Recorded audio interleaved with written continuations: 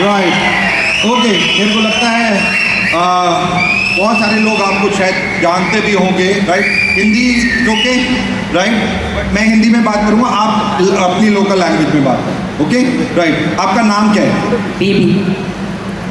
Baby, आपने Vestige से पहले आप क्या करते थे? स्कूल में आयम्मा करती थी, 15 साल स्कूल में आया करी।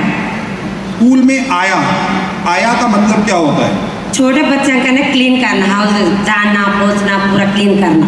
मतलब स्कूल को क्लीन करना, क्लासरूम को क्लीन करना, सफाई का काम करना। सफाई का काम करते थे आप 15 साल तक स्कूल में, राइट। कितना सैलरी मिलता था जनरली? पहले गए जब 3000 दिए, 15 साल तक वो 8000 तक आया। 3000 से शुरू हुआ, 15 साल में 8000 तक आया, राइट।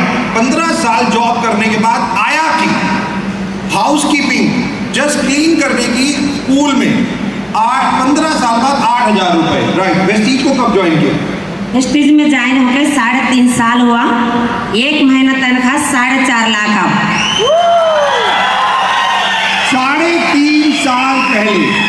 3.5 साल पहले वेस्टीज में ज्वाइन हुआ।